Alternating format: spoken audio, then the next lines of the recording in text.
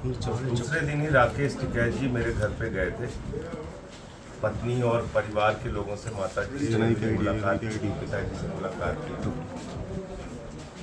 और भरोसा दिलाया था कि इस परिस्थिति में किसान नेता खुद राकेश टिकैत जी, उनका संगठन हमारे साथ है। जब दिल्ली में किसानों का आंदोलन हुआ था, आपको याद होगा, मैंने पार्लियामेंट में उस समय बिल का विरोध किया था। केजरीवाल साहब ने और पूरी पार्टी ने किसानों का समर्थन किया था और मुझे आज बहुत अच्छा लगा कि आदरणीय नरेश टिकैत जी ने भी अरविंद केजरीवाल जी की गिरफ्तारी का विरोध किया। मैं समझ नहीं पा रहा हूँ कि हम लोगों का गुनाह क्या है, गलती क्या हुई हम लोगों से। स्कूल अच्छे बनवा दिए केजरीवाल साहब ने, ये उनकी गलती है, या अस्पताल अच्छे बनवा दिए, ये उनकी गलती है, या बिजली माफ़ कर दी लोगों की, पानी माफ़ कर दिया, महिलाओं के लिए बस की फ्री यात्रा कर दी, ये उनकी गलती है क्या? क्या गुनाह क्या है उनका? उनको उठा के आपने जेल में डाल दिया। मैं पार्लियामेंट में बोलता था इसलिए मुझे उठा के जेल में डाल दिया। मनीष सिसोदिया जी शिक्षा के क्षेत्र में अच्छा काम कर रहे थे, उनको उठा के जेल में डाल दिया। सत्येंद्र जैन जी मोहल्ला क्लिनिक का मॉडल लेके आए, उनको उठा के जेल में डाल दिया। मतलब करना क्या चाहते हैं आप कैसे देश को चलाना चाहते हैं? तीनों काले कानून के खिलाफ हमारे किसान भाई 1 साल तक सड़क पर बैठे रहे, आपको दया नहीं आई?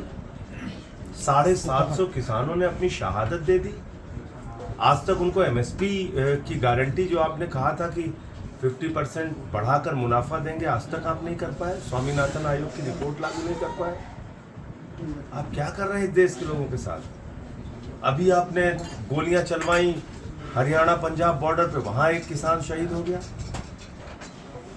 तो ये ठीक नहीं है और इसलिए हम लोगों ने तय किया है कि भाई हम तो लड़ेंगे इनसे, हम इनसे संघर्ष करेंगे और भारत के लोकतंत्र को बचाने के लिए, संविधान को बचाने के लिए। आपने देखा अयोध्या के सांसद लल्लू सिंह कह रहे हैं संविधान बदलना है, आनंद हेगड़े इनके पूर्व केंद्रीय मंत्री कह रहे हैं संविधान बदलना है, ज्योति मिर्धा जी कह रही हैं संविधान बदलना है, अरुण गोविल जी का बयान आया संविधान बदलना। आप संविधान बदलना चाहते हैं देश का, जो बहुत मुश्किल से बना, जिसमें देश के शोषित, वंचित, पिछड़े, दलित वर्ग के लोगों को आरक्षण की व्यवस्था है।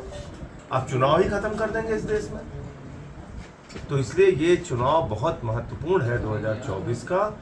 भारतीय जनता पार्टी देश का संविधान बदल देगी, जो कि खुद उनके नेता कह रहे हैं, और भारतीय जनता पार्टी देश में आरक्षण खत्म कर देगी और चुनाव खत्म कर देगी। तो अगर संविधान बदल दिया जाएगा, चुनाव खत्म हो जाएगा, आरक्षण खत्म हो जाएगा, तो लोगों के अधिकार खत्म हो जाएंगे। फिर चाहे जितनी महंगाई बढ़ाए हम कुछ बोल नहीं सकते, चाहे जितनी बेरोजगारी बढ़ाए हम कुछ नहीं बोल सकते, क्योंकि हमारे पास वोट की ताकत तो रहेगी नहीं जो हमारे संविधान ने हमको दी। तो इसलिए ये बहुत महत्वपूर्ण है और हम सबको इस बारे में सोचना है। आज अलग अलग वर्ग को अपमानित करते हैं आप। इनके एक नेता हैं, वो क्षत्रिय समाज के लोगों के बारे में टिप्पणी कर रहे हैं, उनकी बहू बेटियों के बारे में टिप्पणी कर रहे हैं। ये क्या है? आप बहू बेटियों के बारे में टिप्पणी कर रहे हैं क्षत्रिय समाज के? इतना आपका अहंकार और इतनी तानाशाही आपके दिमाग पे सवार हो गई है। तो मैं, जो केंद्रीय मंत्री रूपाला जी ने जो बयान दिया है क्षत्रिय समाज को लेकर और उनके बहू बेटियों को लेकर, मैं सावधान करना चाहता हूँ पूरी की पूरी भारतीय जनता पार्टी को। इस प्रकार की भाषा कतई बर्दाश्त नहीं की जाएगी और सूद समेत इसका जवाब दिया जाएगा। ये काम मत कीजिए, आप समाज को अपमानित करने का काम मत कीजिए। तो मुझे इतनी बात कहनी थी और आज मैं आया हूँ सिसौली और अभी महात्मा टिकैत जी को अपनी श्रद्धांजलि भी अर्पित करूँगा। मुलाकात सांसद जी, आप जेल में गए थे मुख्यमंत्री से मिलने, आपको मिलने नहीं दिया। हाँ, ये भी एक तानाशाही है। आज आप सोचिए कि बड़े बड़े खूंखार अपराधियों को भी सामान्य कैदी की जो सुविधाएं हैं वो मिलती हैं। दिल्ली के 3 बार के निर्वाचित मुख्यमंत्री को उनकी पत्नी से शीशे के आर पार बातचीत करने की इजाजत है, सामने बैठ के मुलाकात नहीं कर सकते। पंजाब के मुख्यमंत्री आज गए, उनको भी शीशे के आर पार देखने की इजाज़त थी, सामने बैठ के मुलाकात की इजाज़त नहीं थी। अरविंद एक केजरीवाल राज्य के मुख्यमंत्री, मैं तो पूछ रहा हूँ तिहाड़ के प्रशासन के इतिहास में आप बताइए कब ऐसा हुआ है कि एक राज्य के निर्वाचित मुख्यमंत्री को दूसरे राज्य के निर्वाचित मुख्यमंत्री से खूंखार अपराधियों को भी जो अधिकार है वो अधिकार उनको नहीं दिए गए और इस तरीके से उनकी मुलाकात कराई जा रही है। तानाशाही है इस देश में, और किसको आप तानाशाही कहेंगे? एक आदिवासी समाज के बड़े नेता और झारखंड के मुख्यमंत्री को पकड़ के आप जेल में डाल देते हैं। लोगों के बीच में सबसे लोकप्रिय मुख्यमंत्री अरविंद केजरीवाल को आप पकड़ के जेल में डाल देते हैं। संसद में हम लोग सवाल उठाते थे, हमको पकड़ के जेल में डाल दिया। सिसोदिया को, सत्येंद्र जैन को, कितने नाम बताऊं आप। ईडी ने 8000 छापेमारी की है, मात्र 0.5% उनका कन्विक्शन रेट है, यानी कि मात्र 0.5% लोगों पे अपराध सिद्ध कर पाए वो। क्या अप्रैल तो महीने आपने में जांच एजेंसियों का मतलब मजाक बना रखा है, खुलेआम आप दुरुपयोग कर रहे हैं। जांच एजेंसियां ऐसे बन गई हैं कि जैसे किसी के खिलाफ भी मुकदमे लिखो, उसको जेल में डालो, उनकी पार्टी तोड़ो, यही कर रहे हैं। अरविंद केजरीवाल जी को राहत मिलने की उम्मीद है कोई इस महीने? अरविंद देखिए, केजरीवाल माननीय सर्वोच्च न्यायालय में अब मामला है, मुझे पूरी उम्मीद है कि उनको न्याय वहां से मिलेगा और उनके खिलाफ कोई सबूत नहीं है। 12 बयान एक आदमी का लिया गया, 10 बयान में उसने केजरीवाल का नाम नहीं लिया, अंतिम 2 बयान में लिया शरद रेड्डी ने और उसको जमानत मिल गई। बाप बेटे राघव रेड्डी और मंगुंटा रेड्डी ने 10 बयान दिए, 8 बयान में केजरीवाल का नाम नहीं लिया, अंतिम 2 में लिया, उनको जमानत मिल गई। ये क्या है? ईडी भी रिपोर्ट भेजने में देरी कर रही है। इसलिए जो शरद रेड्डी है उसने तो 60 करोड़ रुपए दिया रिश्वत बीजेपी को। जो शराब के घोटाले का किंग पिन जिसको ईडी ने कहा, उसने 60 करोड़ रुपए बीजेपी को रिश्वत दी है, साफ तौर पे दिख रहा है। तो इसको क्या कहेंगे आप? इस माहौल में भी दावा है 400 पार का।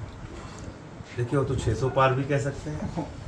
अखंड भारत से उनकी सीटें आ सकती हैं, कुछ पाकिस्तान से, कुछ बांग्लादेश से, कुछ श्रीलंका से, कुछ अफगानिस्तान से, कहीं से भी सीटें। तो अगर 400 पार है तो ये क्यों कर रहे हैं? आप इतने दिन से पत्रकारिता कर रहे हैं, बहुत सारे नेताओं को आपने देखा होगा, जो चुनाव जीत रहा होता है वो झगड़ा करता है। आप बताइए मुझे, ये काम कौन करता है? जो चुनाव हार रहा होता है। चुनाव जीतने वाला नेता कभी भी फर्जी गिरफ्तारियां नहीं करता, बेबुनियाद आरोप लगा के अपने विपक्षियों को ख़त्म नहीं करता, अपनी सबसे बड़ी अपोजिशन पार्टी को उसका खाता सीज नहीं करता कांग्रेस पार्टी को। तो ये तो साफ तौर पे दिख रहा है कल। और हमने अखिलेश यादव जी से मुलाकात भी की थी अभी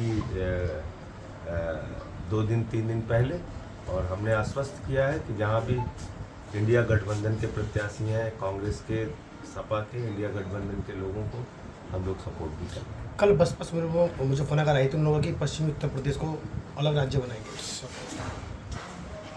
बसपा सुप्रीमो मैं उन पर कोई प्रतिक्रिया नहीं दूंगा। वो इतना ही कह सकता हूँ कि पूरी तरह से वो भारतीय जनता पार्टी के कहने पर उनका पूरा संगठन काम कर रहा है।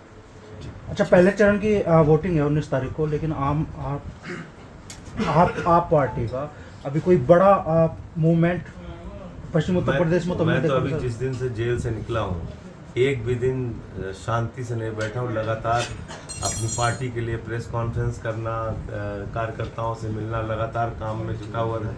जैसे ही खाली हुआ सबसे पहले यहाँ पे आया हूँ और अन्नदाताओं के, किसानों के सबसे बड़े नेता के घर पे आया हूँ महात्मा जी को श्रद्धांजलि देने के लिए। और जो 2 हमारे बड़े नेता किसानों के हैं पूरे देश में, जिनकी अपनी पहचान है, वो नरेश टिकैत जी, राकेश टिकैत जी, उनसे मुलाकात करने के लिए और आभार व्यक्त करने के लिए आया हूँ।